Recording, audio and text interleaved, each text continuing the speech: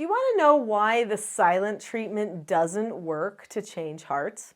I'm Nicholeen Peck, and I teach all about parenting and good communication all over the world through the lens of the principle self-government. In this video, we're talking about the silent treatment and heart change.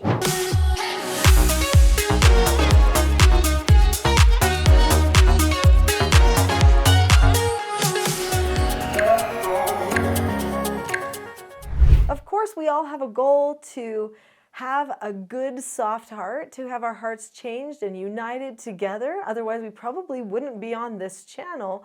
But sometimes we get frustrated with each other, and sometimes we don't know how to handle it. That can lead to the silent treatment. In this video, we're going to be talking about the silent treatment, why people do it, and what it actually does to our relationships, and then what we should be doing instead. I remember years ago, I read my children a book called The Great Brain, and it was by John D. Fitzgerald. And it was a life story of his where he wrote about growing up back in the late 1800s, early 1900s. Kind of fun stories to read, but J.D. and his brother T.D. Fitzgerald had parents who would give them the silent treatment. And when they gave them the silent treatment, those boys had no idea how long it would be before their parents would talk to them again. I remember when I read that to my children, that my children said, "What's the silent treatment?" And I said, well, that means that they didn't talk to them for a long period of time. I remember my daughter Paige said to me, "Why would a parent not want to talk to their own child, Mom?" I was like, that's a good point, Paige. Why would a parent not want to talk to their own child? Or why would a child not want to talk to their sibling or to their parent? Why do people feel like that is the best approach, the silent treatment? Well, in the case of J.D. and T.D. Fitzgerald, their parents used the silent treatment as a type of punishment. So if the child did something that was a misbehavior that the parents felt like was bad enough, then they would choose not to talk to the child for a certain period of time. It was hard on the child. I think that's what the parents wanted it to be, was difficult. But in the end, I don't really think that J.D. and T.D. had significant changes of heart.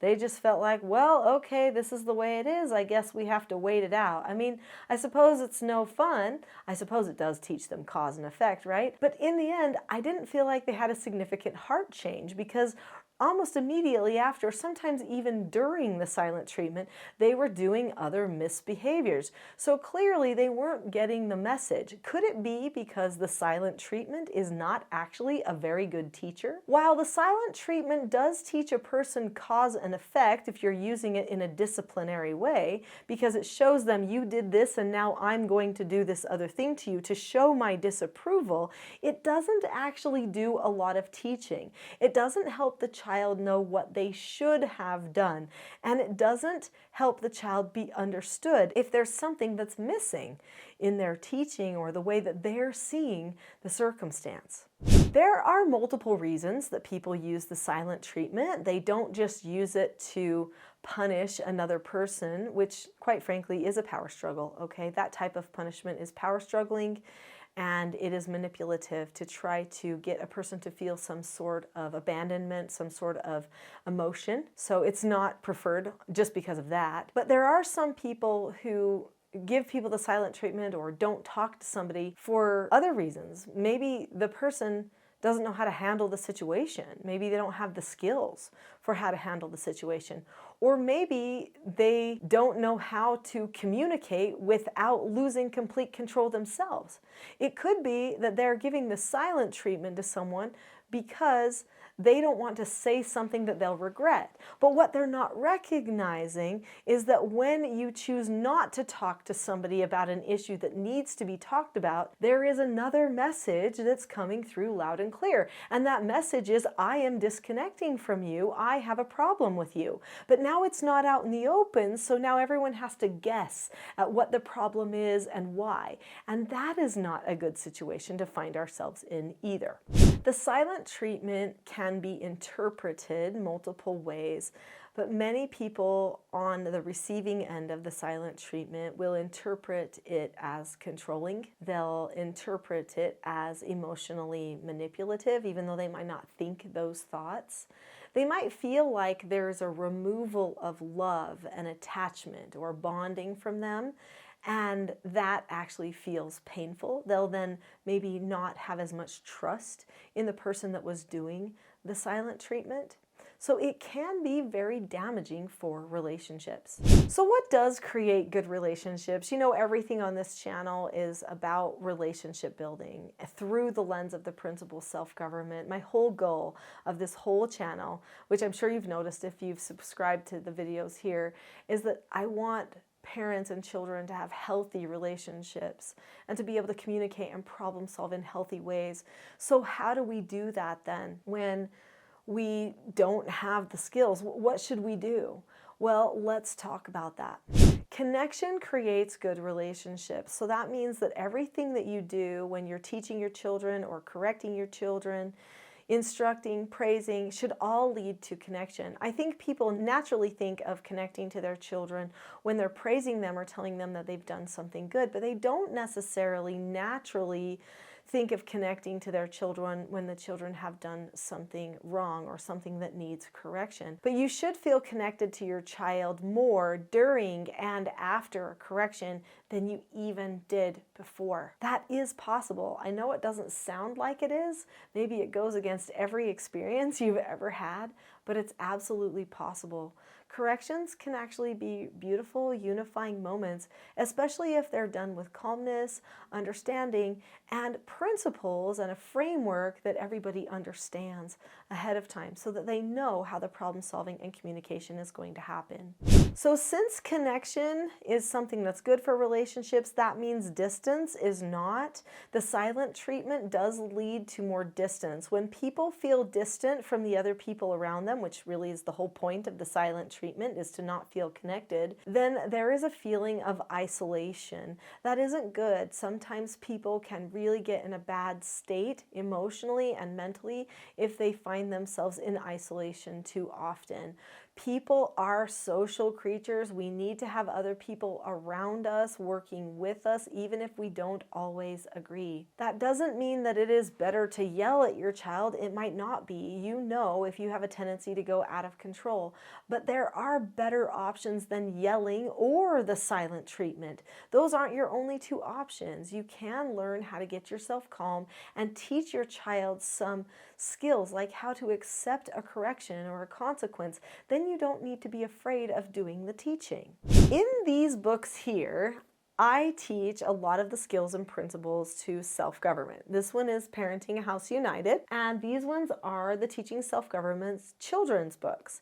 These children's books each teach one of the 4 basic skills of self-government, which are following instructions, accepting no answers and criticism, accepting consequences, and disagreeing appropriately. So right now I'd like to talk a little bit about this skill here, accepting consequences or accepting a correction. When a person learns this skill for how to accept a correction, the corrections change. Suddenly these aren't personal attacks or emotional power struggles. Now it's just a conversation about a skill that we already know. What would you probably be correcting if you were doing a correction? Maybe accepting no answers went wrong, or maybe the person didn't follow instructions, or they didn't disagree appropriately. A person's behaviors usually falls into one of these 4 categories. 99% of behavior problems are solved when a person learns these 4 basic skills. If you teach your child how to accept a correction, and if you teach them how you will administer correction, which is talked about in this book, as well as many other teaching styles that parents can use, then your child will have lower anxiety, they will have better behavior, and they'll be prepared to accept the corrections and consequences from you. If you have a script and know what to say, and your child has a script and knows what to say, then you can solve a problem without anger and fighting and power struggling. So then you don't have to be worried about that anymore.